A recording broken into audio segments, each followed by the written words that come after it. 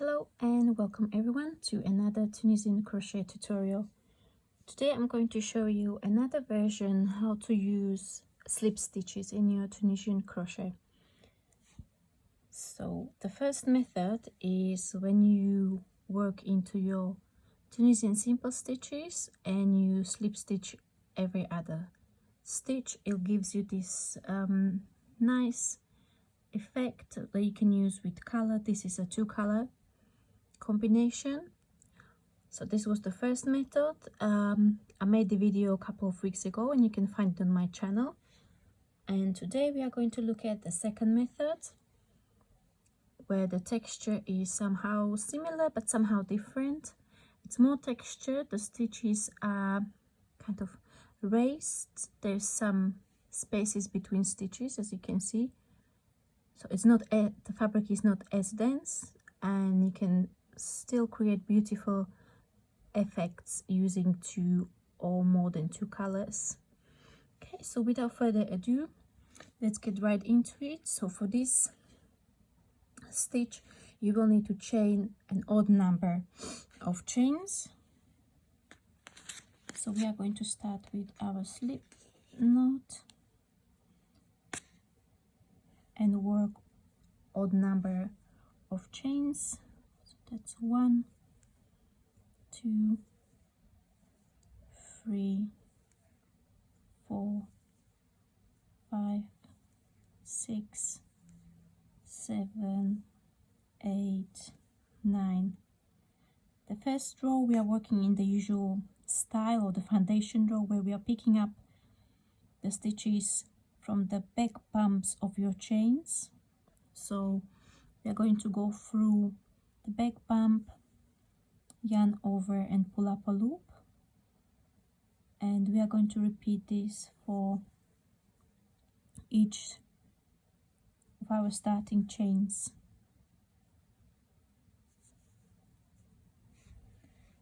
Like so.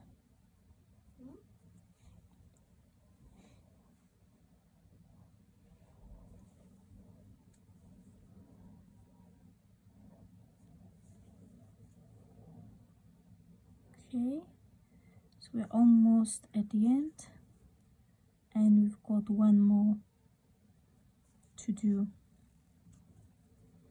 There you go. We can always check the number of stitches. We should have 9, 2, 4, 6, 8, 9. Okay, we're going to be working standard return pass, and that's for all rows of this project.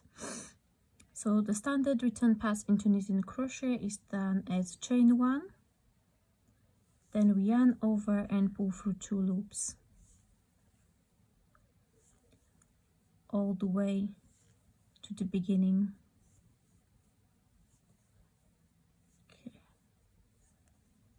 And from now on we are going to be working a 2-row repeat. So this stitch pattern is worked over 2 rows. For the first row, we need to slip stitch the first stitch. So we are just going to put the loop, the first loop, on our hook, but we are not going to do any yarn over. We're not going to do anything with this stitch. For the second stitch, here we are going to pick up a stitch in the back loop, or in the horizontal bar behind the stitch. So it would be this one. So we insert the hook, we yarn over and pull up a loop like so, and we are going to alternate this for the length of our row. So the next stitch is a slip stitch, so we are just going to add the loop on the hook. Okay, and the next one is worked, so we are going to work into this back bump here, yarn over, pull up a loop. The next one is our slip stitch. The next one is worked into the back bump like so, and now the last one is a slip stitch. There you go. And then we are going to work the edge stitch or the end stitch. So we are going to turn the fabric the very end towards ourselves and work under both bars, right and the left bar, yarn over and pull up a loop. Okay, this does working the slip stitches does tighten up the fabric, so it's worth perhaps to up the size of your hook or work the stitches relatively loosely, otherwise it will feel quite tight on your fabric. So now we're going to work a standard return pass. So we need to chain 1, yarn over, pull through 2, yarn over, pull through 2, all the way to the beginning. Okay, like so. Okay, so now we are at the beginning and we are going to work row 2 of our repeat.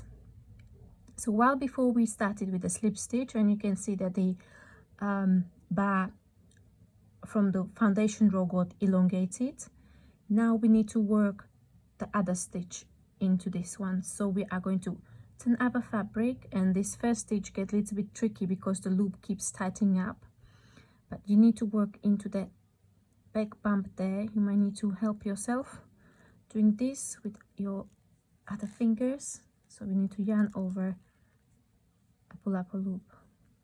Okay, again, it's worth to keep your loops rather loose for the slip stitches. Okay, so now it's time to work our slip stitch. So we just put the loop on the hook and work another stitch into the next back bump, like so, and now another slip stitch. Now we're going to work this stitch like so, another slip stitch, and the last stitch here, which we worked as a slip stitch before, it's going to be worked. So we work into the back bump like so, and work the end stitch or the edge stitch. So we work under both bars, right and left, we yarn over and pull up a loop.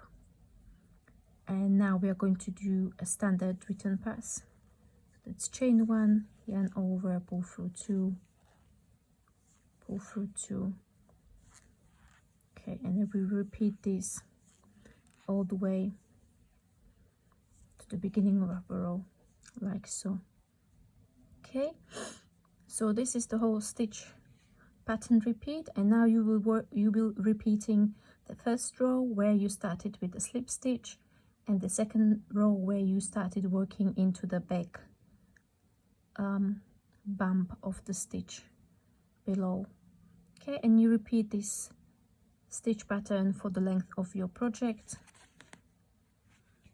and you can get these beautiful colored effects. So you would if you would like to create something similar, you would change the color of your yarn on each row. So the very first row here, I worked in the gray, and then on the return pass, when I had only 2 loops left on the hook, I yarn over with the turquoise color and then work the whole row in turquoise. So that was the forward and return pass. Again, when I had last 2 loops in the turquoise color, I yarn over with the gray and worked the forward and return pass in the gray, and I did this for the length of the swatch, and I got this beautiful colored effects. As you can see, this